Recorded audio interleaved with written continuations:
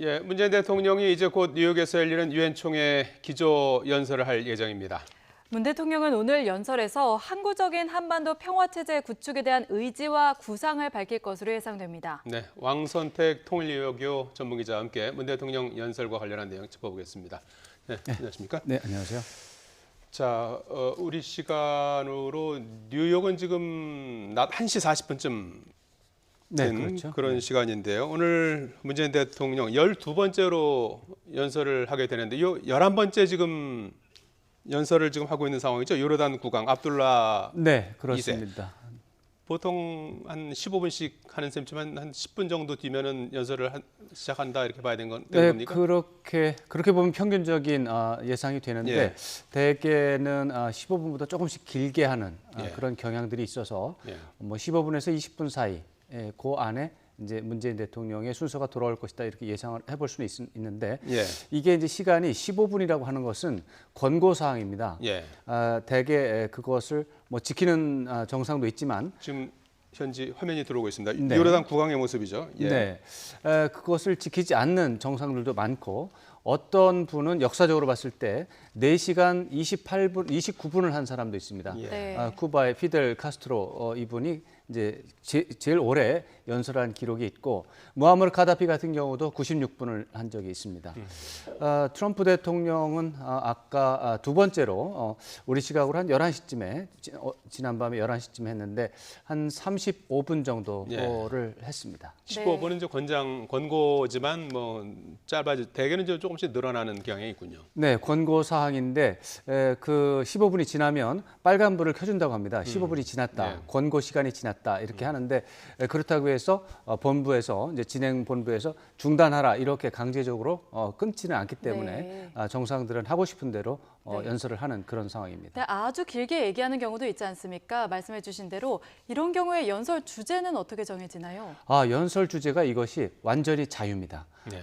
이 유엔 총회가 이제 매년 9월 중순에 시작이 돼서 이제 일정이 되는데 이제 올해는 9월 17일 날 시작을 했고요. 일주일 지났고 지금 요르단 국왕 연설이 끝났어요. 이제 문재인 대통령이 바로 이제 단상에 오를 걸로 이렇게 보이는 그런 상황이죠. 네. 예. 자, 오늘 문재인 대통령 12번째 순서로 이제 연설을 하기 위해서 단상에 이제 모습을 드러낼 것으로 보입니다. 주로 어떤 내용을 좀 눈여겨봐야 될 것 같습니까? 문재인 대통령의 경우는 아까 김도원 기자가 현장에서 보도를 했습니다만 예. 역시 한반도 평화 체제 구축에 대한 노력, 평화 외교에 대한 노력에 대해서 또 설명을 하고 또 많은 나라 정상들 또 와 있기 때문에 협조와 지지와 협조를 요청하는 그런 연설이 될 것으로 예상을 하고 있습니다. 예. His Excellency Moon Jae-in, President of the 현장 Republic 소리가 of 나오고 Korea. 있습니다. I request 예. protocol to escort His Excellency. 자, 문재인 대통령의 모습이 보이고 있습니다. 연설을 위해서 단상으로 이동하고 있는 모습입니다.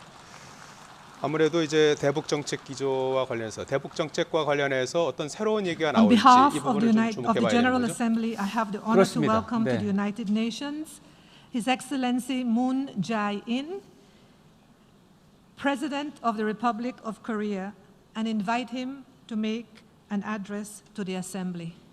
You have the floor, Your Excellency. 예, 유엔 총회에서 올해 세 번째로 총회 연설을 하는 문재인 대통령 연설 들어보도록 하겠습니다. 유엔과 회원국들의 헌신으로 세계의 많은 문제들이 해결되고 평화를 위한 노력들이 결실을 맺고 있습니다. 깊은 존경과 감사 인사를 드립니다. 티자니 무하마드 반데 총회 의장의 취임을 축하하며 의장의 탁월한 지도력으로 다자 협력이 확산되는 총회가 되리라 기대합니다. 지속적인 평화라는 유엔의 목표는 한반도의 목표와 같습니다. 평화와 개발의 선순환을 통해 평화를 지속시키고자 하는 안토니우 구테레시 사무총장의 노력에 경의를 표합니다. 의장, 사무총장, 각국 대표 여러분, 인류의 평화와 지속가능 발전 목표를 향한 유엔의 노력은 반드시 달성될 것입니다. 세계는 재난과 긴급 구호 활동에 함께하고 평화를 유지하기 위한 행동에 동참하며 서로를 돕고 있습니다. 유엔은 계속해서 국제사회 협력의 중심이 되어야 합니다. 한국은 유엔의 혜택을 많이 받은 나라입니다. 유엔이 설립된 해에 식민 지배에서 해방되었고 유엔과 국제사회의 도움으로 전쟁의 참화를 극복할 수 있었습니다. 이제 한국은 발전한 만큼 책임의식을 갖고 동아시아와 국제사회의 평화와 번영을 위해 협력하고 있습니다. 2017년 11월 유엔이 채택한 올림픽 휴전 결의는 한국에게 또 한 번의 큰 도움이 되었습니다. 그 결의에 따라 2018년 봄에 예정돼 있었던 한미연합훈련이 유예되고 북한 선수단이 평창에 올 수 있는 환경이 조성될 수 있었습니다. 안전을 우려했던 평창 동계올림픽은 평화올림픽으로 전환되었고 남북한 사이에 대화가 재개되는 소중한 계기가 되었습니다. 남북 간의 대화는 미국과 북한 간의 대화로 이어졌습니다. 트럼프 대통령과 김정은 위원장의 결단이 한반도의 상황을 극적으로 변화시킨 동력이 되었습니다.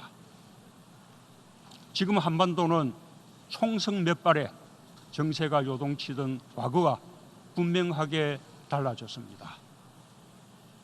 한반도 평화를 위한 대화의 장은 여전히 건재하고 남과 북, 미국은 비핵화와 평화뿐 아니라 그 이후의 경제협력까지 바라보고 있습니다.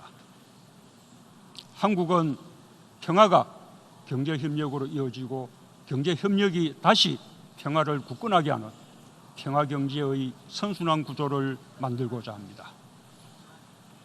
유럽 석탄철강 공동체와 유럽 안보협력기구가 유럽의 평화와 번영에 상호 긍정적 영향을 끼친 사례가 좋은 본보기입니다. 한반도 평화는 여전히 지속되는 과제이며 세계 평화와 한반도 평화는 불가분의 관계입니다. 한국은 북한과 대화를 계속해 나가며 유엔 회원국들의 협력 속에서 완전한 비핵화와 항구적 평화를 위한 길을 찾아내고 만들어갈 것입니다. 의장, 사무총장, 각국 대표 여러분, 평화는 대화를 통해서만 만들 수 있습니다. 합의와 법으로 뒷받침되는 평화가 진짜 평화이며 신뢰를 바탕으로 이룬 평화라야 항구적일 수 있습니다. 지난 1년 반 대화와 협상으로 한반도는 의미 있는 성과를 보여주었습니다.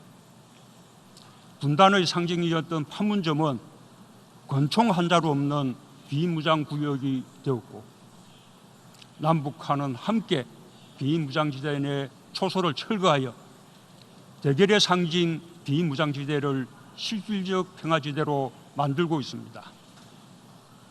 끊임없는 정전협정 위반이 남북 간의 군사적 긴장을 높이고 때로는 전쟁의 위협을 고조시켰지만 지난해 9.19 군사합의 이후에는 단 한 건의 위반 행위도 발생하지 않았습니다. 특별히 알려드리고 싶은 일은 한국 전쟁 당시 남과 북, 유엔군과 중국군의 최대 격전지였던 화살머리 고지에서 지금까지 모두 177구의 유해를 발굴한 것입니다. 한국군의 유해는 물론 미군과 중국군, 프랑스군과 영연방군으로 추정되는 유해까지 발굴되었습니다. 신원을 확인한 한국군 유해 3구는 66년 만에 가족의 품에 안겼습니다. 평화를 위한 노력이 가져온 보람된 일이 아닐 수 없습니다. 트럼프 대통령이 현직 미국 대통령으로서 군사 분계선을 넘어 최초로 북한 땅에 발을 디딜 수 있었던 것도 이러한 노력의 결과입니다. 군사적 긴장 완화와 남북미 정상 간 굳은 신뢰가 판문점에서의 전격적인 3자 회동을 성사시킬 수 있었습니다.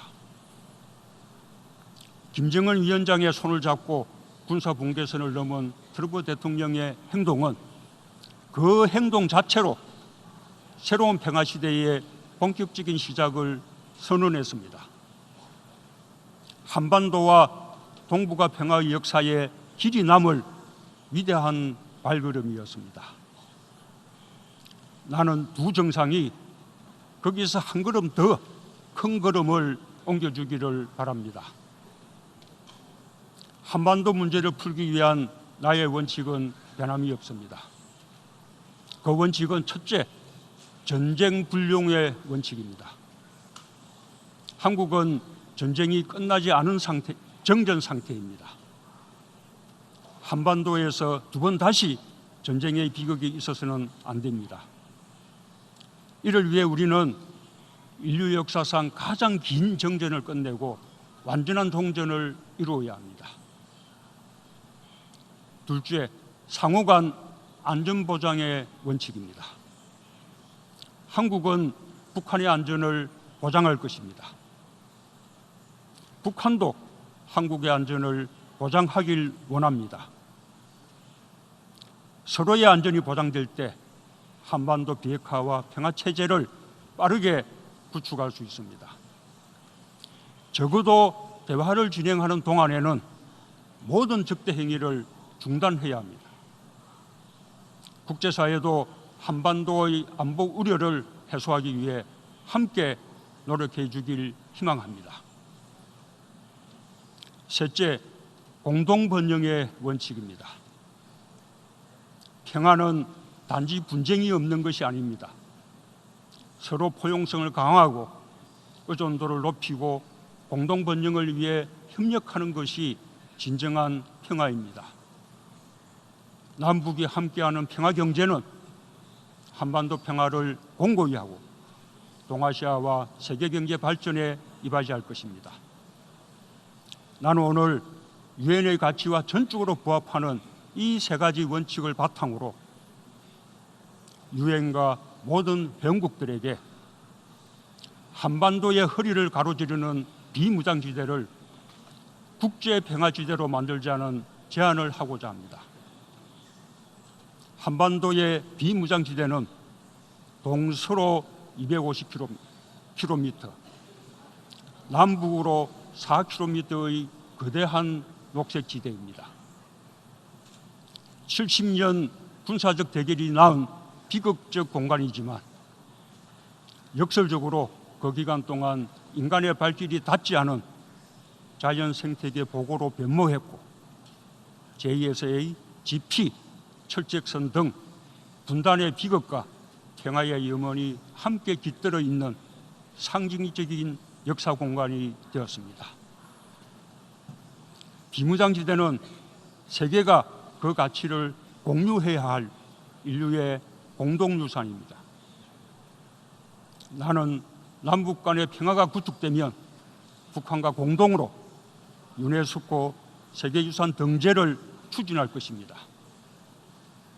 판문점과 개성을 잇는 지역을 평화협력지구로 지정하여 남과 북 국제사회가 함께 한반도 번영을 설계할 수 있는 공간으로 바꿔내고 비무장지대 안에 남북의 규제 중인 유엔기구와 평화, 생태, 문화와 관련한 기구 등이 자리 잡아 평화연구, 평화유지, 군비통제, 신뢰구축 활동의 중심지가 된다면 명실공히 국제적인 평화지대가 될 수 있을 것입니다.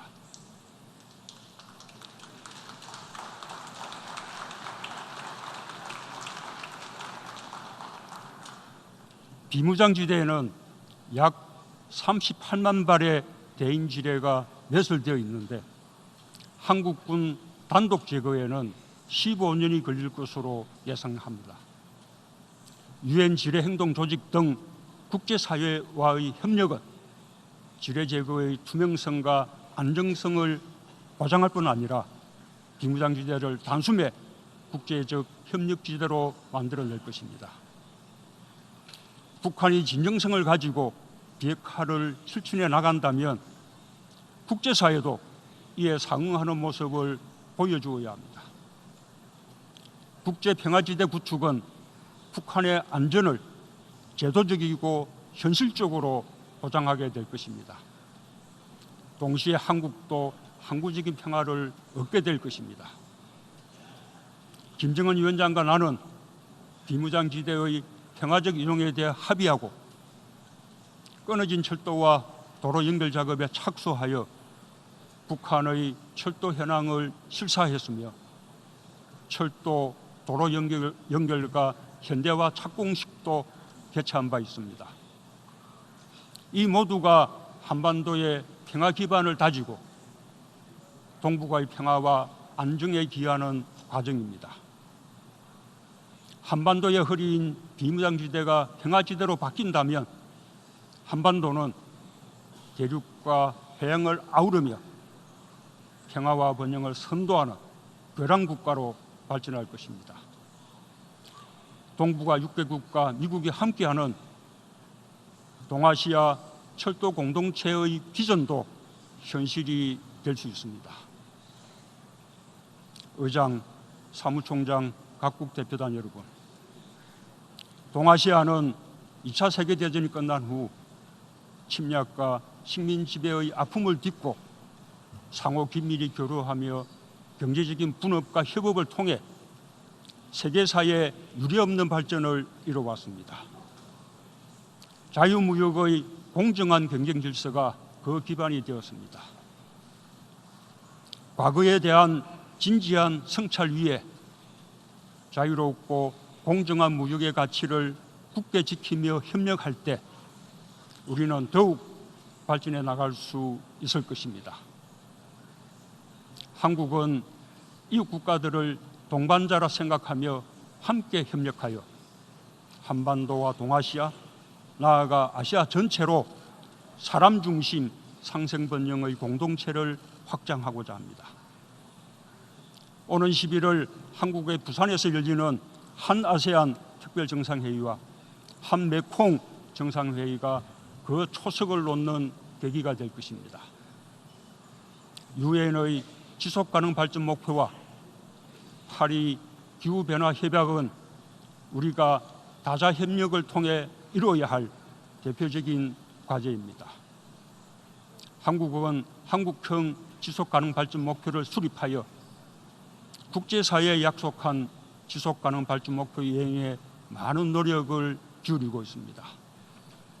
지속가능 발전법, 저탄소 녹색성장 기본법, 국제개발협력기본법과 같은 관련법을 제정하고 지속가능 발전위원회를 두어 제도적으로 이행해 가고 있습니다.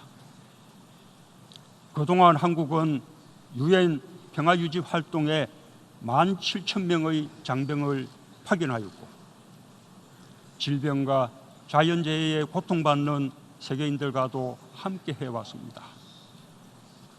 한국은 구테레시 사무총장이 주도한 평화유지 구상과 공유된 책무에 대한 선언을 지지하며 ODA 규모를 더욱 늘려 평화와 개발의 선순환을 지원하겠습니다. 특히 내년 20주년을 맞는 유엔 안보리 여성 평화 안보 결의와 2017년 밴쿠버에서 합의한 LC 이니셔티브에 적극 동참하고 2021년 차기 평화유지 장관회의를 한국에서 개최합니다. 한국은 내년 녹색 성장 및 글로벌 목표 2030을 위한 연대 제2차 P4G 정상회의를 주최합니다. 파리협정과 지속가능 발전 목표 이행을 위해 국제사회의 결속을 강화하는 계기가 될 것입니다. 정부, 국제기구, 기업과 시민사회의 많은 관계자들이 관심을 갖고 참여해 주길 희망합니다. 올해는 한국의 매우 특별한 해입니다. 100년 전 한국 국민들은 일본 식민 지배에 항거하여 3.1 독립운동을 일으켰고 대한민국 임시정부를 수립했습니다. 100년이 지난 지금 한국은 인류애에 기초한 평등과 평화 공존을 위해 앞장서 노력하고 있습니다.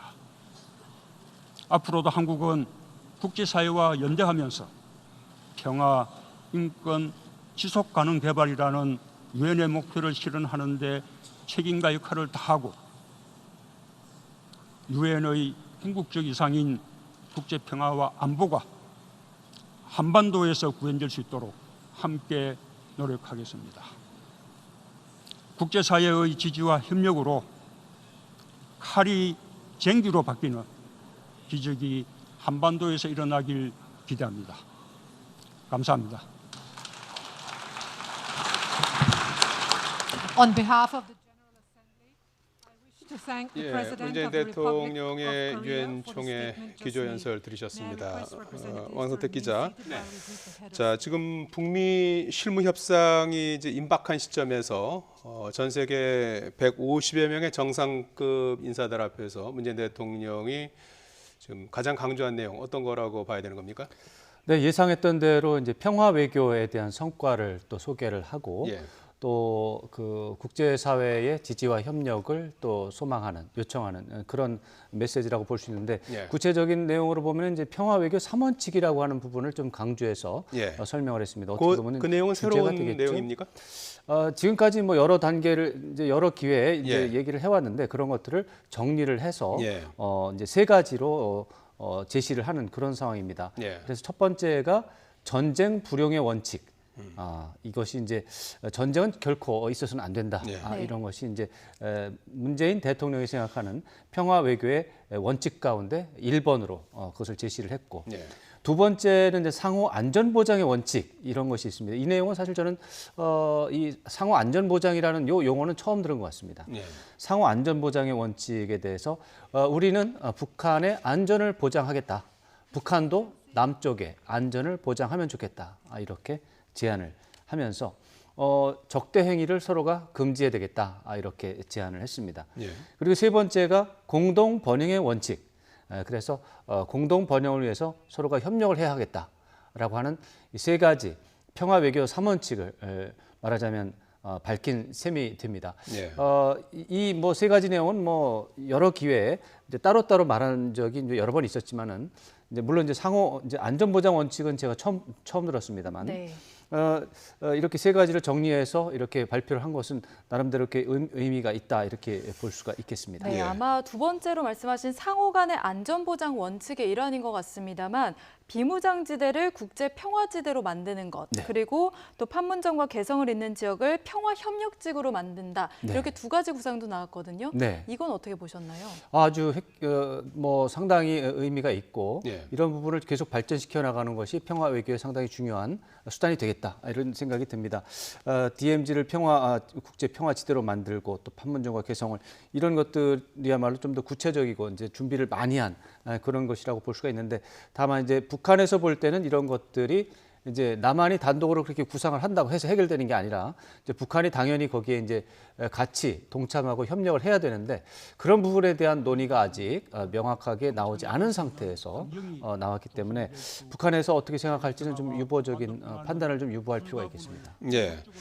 비핵화와 관련해서 언급된 부분은 어떻게 이해해야 되는 겁니까? 북한이 비핵화를 실천하면 국제사회는 상응하는 모습을 보여야 한다. 이제 이런 언급이 있었지 않습니까? 이 부분은 어떻게 이해해야 되는 겁니까?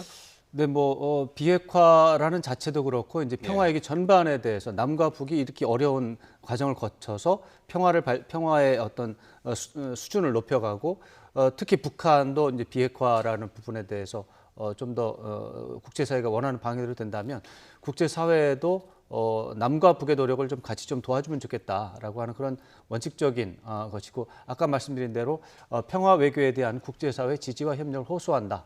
그런 차원에서 좀 이해를 할 수 있을 것 같습니다. 예. 네, 맞습니다. 비무장지대에서 한국군이 단독으로 대인지뢰를 매설되어 있는 것을 발견한다고 하면 15년이 걸리는데 그래서 국제사회 공조가 필요하다 이러면서 유네스코 세계유산으로 등재하는 방안도 논의가 됐었습니다. 남북 공동으로 비무장지대를 유네스코 세계유산으로 등재한다. 네네. 이거는 저는 좀 처음 듣는 얘기인데 어떻게 보십니까? 네, 이제 이런 것들을 이제 민간 영역에서는 계속 이제 주장을 해왔던 것이고 이것은 이제 문재인 대통령이 유엔 총회라는 기회를 통해서 이제 발표를 하고 정부 당국의 남쪽에 구체적인 정책으로 이제 채택하고 발표를 했다는 것, 이것이 중요한 것이 되겠죠.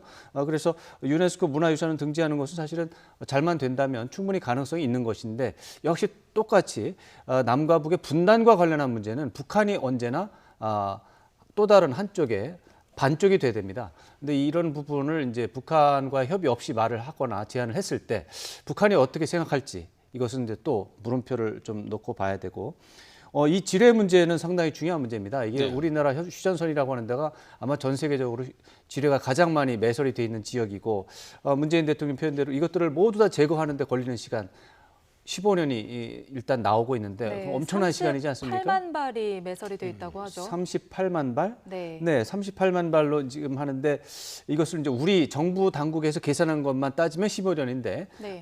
국제사회가 또 도와준다면 그 시간을 좀 단축할 수 있을 거 아니냐. 그래서 국제사회가 도와줄 수 있는 부분도 제시를 했다. 이렇게 봐서 오늘 평화 외교에 대한 문재인 대통령의 구상을 발표를 하고 하는 것은 상당히 준비를 많이 하고 생각을 고민을 많이 한 그런 결과물이다 이렇게 봐야 되겠습니다. 예. 전반적인 지금 한반도의 그 상황, 평화가 이제 구축이 돼 있는 상황, 여기에서 나아가서 이제 경제 협력이 이어지고 이 경제 협력이 다시 평화로 돌아가는 그런 선순환 구조를 만들고자 한다. 이제 이런 얘기도 있었어요. 그렇죠. 그게 예. 이제 희망이고 그게 평화 외교의 예. 이제 요체인데 예. 지금 현재로서는 그게 약간 좀 잘 안 굴러가고 예. 있는 부분이 있는데 사실은 지난 2016년이나 2017년 상황을 생각을 해보면 예. 문재인 대통령이 평화 외교에 대한 그런 구상이라든가 의지라든가 이런 것이 있었고 네. 그런 의지와 노력에 힘입어서 2018년 초에 평창 동계올림픽 이후에는 굉장히 좀 긍정적인 상황이 또 벌어진 것도 사실이고요. 예. 그런 차원에서 지금 뭐 남북 관계가 좀 어려움이 있지만 평화 외교에 대한 의지와 이런 의지를 뭐 굳이 위축될 필요는 없을 것 같습니다. 그래서 예. 문재인 대통령이 이런 식의 자기의 의지와 구상을 국제사회에 적극적으로 또 설명하는 것은 예. 필요한 일이라고 보고 네. 일본 문제와 관련해서 작년에는 이제 유엔 총회 문재인 대통령이 이제 취임 이후 이제 매년 유엔 총회 맞습니다. 연설에 지금 나서고 있고요. 이번에는 사실 이제 그 총리가 가기로 돼 있었는데 이제 대통령이 이제 긴급하게 이제 전격적으로 이제 가서 그렇게 이제 알려져 있습니다. 정부에서는 알려져 그렇게 있죠? 설명하지는 네. 않고요. 아 예. 총리가 가는 것으로 결정된 것이 아니라 예. 총리가 가는 것을 가는 것으로 생각하고 염두에 두고 있었지만 예. 대통령이 가는 것도 계속해서 가능성을 열어놓고 있었다 이렇게 설명을 하고 있습니다. 작년에 일본군 위안부 문제를 언급을 했었지 않습니까? 올해는 이제 일본의 무역 보복이 이제 지속되는 상황이어서 과연 그와 관련해서 어떤 언급이 나올지 어느 네. 정도 수위로 나올지 주목이 됐었지 않습니까? 네. 약간의 이제 우회적인 맞습니다. 표현이 있었죠. 네, 그렇습니다. 예. 이것은 이제 한일 간의 갈등이 이제 굉장히 어떤 충돌을 넘어서 예. 지소미아 이제 한일 군사정보 보호 협정의 이제 종료가 이제 결정이 되는 이런 상황까지 이어지고 이것이 미국 정부의 엄청난 반발과 이제 실망, 우려 표명 이런 것들이 생기다 보니까 아무래도 그런 점들을 고려를 해서 일본과의 문제를 최소화했는데 다만 이제 간접적으로 올해가 3.1운동 100주년이라는 점을 이제 설명을 하면서 일본이 사실은 문제가 좀 많다라고 하는 부분들을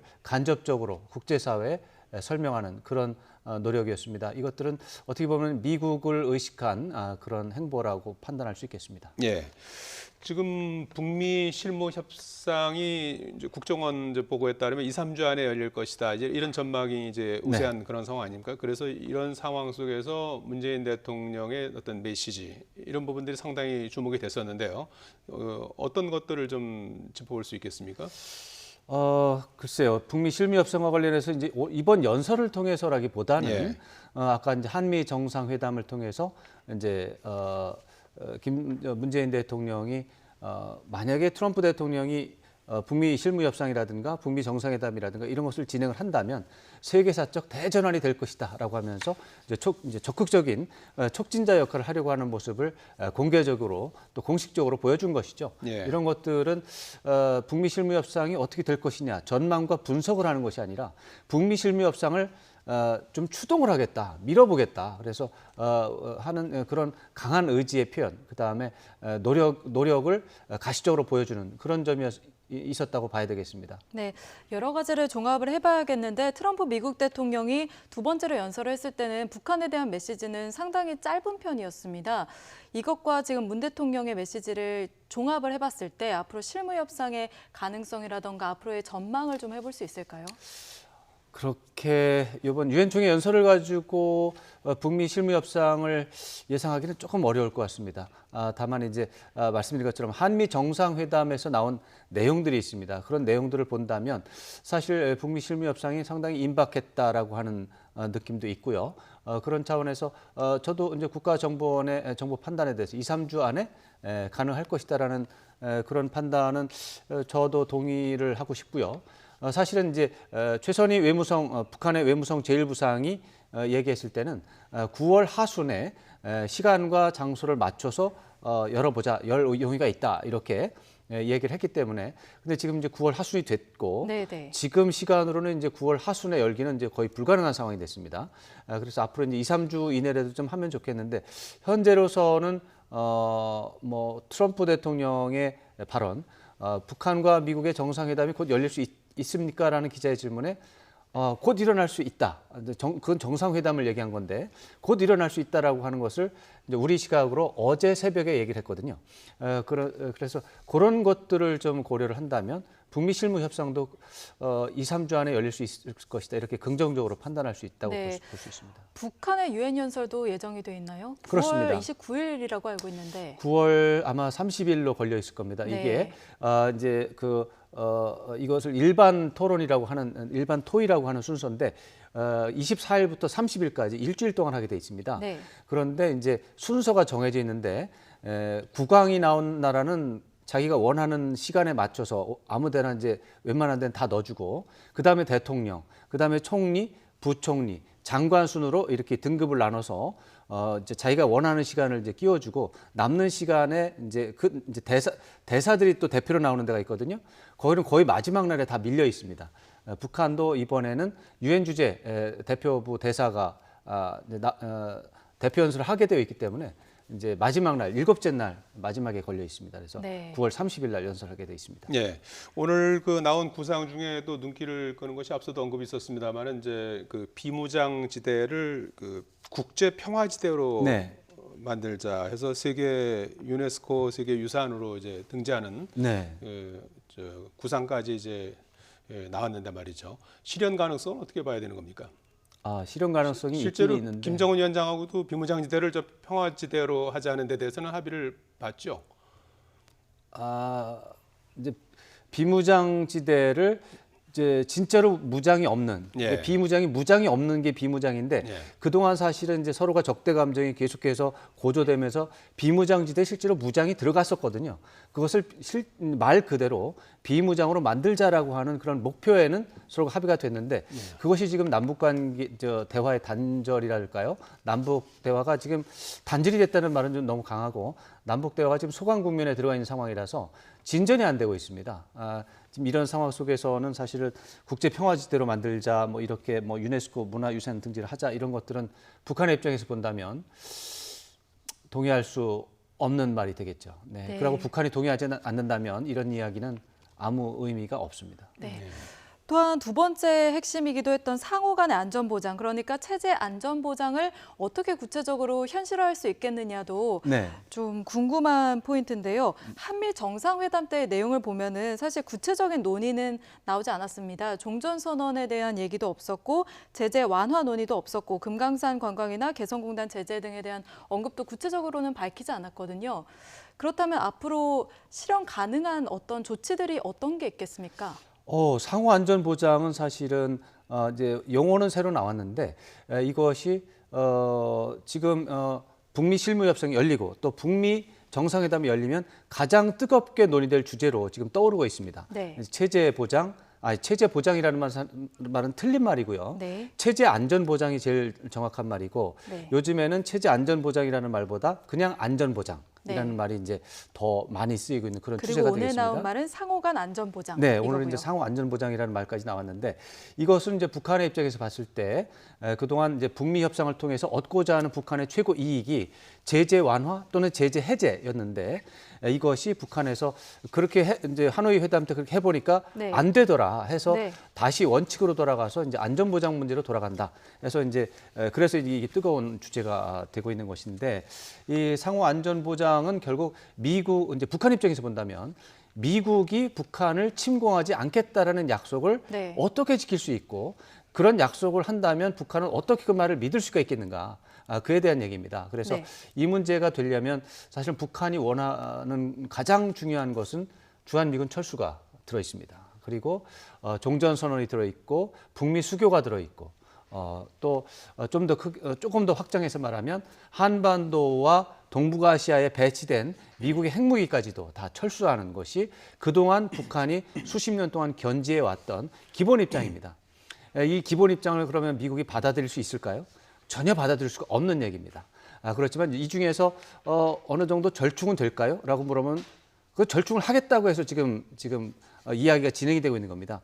예를 들어서 주한미군 철수 문제는 절충을 할 필요가 있습니다. 네. 북한이 요구하는 건 그거지만 미국이 주한미군 철수는 못하지만 주한미군이 북한에 대해서 적대적인 세력이 아닐 수도 있다. 이렇게 설명할 수도 있고요. 또 한반도를 중심으로 해서 동북아 지역에 배치된 핵무기와 관련된 자산들을 모두가 철수할 수 있겠느냐. 이런 것들에 대해서도 북한과 협의를 통해서 만약에 뭐 그런 식으로 간다면은 또 일본의 재무장이라든가 뭐 이런 식의 더 골치 아픈 문제가 생길 수도 있다. 이런 식의 협상을 통해서 절충할 여지가 있습니다. 이제 그러니까 북한이 원하는 최대치는 이제 상호 안전 보장이라고 하는 건 최대치는 주한미군 철수와 핵무기 관련 자산의 완전 배제인데 네. 그것이 이제 완전히 그렇게 될 수는 없기 때문에 네. 미국과의 협상을 통해서 이것이 절충을 되는 그런 것을 지금 그런 것을 위해 노력을 하는 과정이라고 볼 수 있는 것이죠. 네. 네. 자, 오늘 문재인 대통령의 연설에서처럼 분단의 상징인 DMZ가 이제 평화지대로 바뀔 수 있는 날이 오기를 기대하면서 지금까지 왕선택 통일외교 전문기자였습니다. 잘 들었습니다. 고맙습니다. 고맙습니다.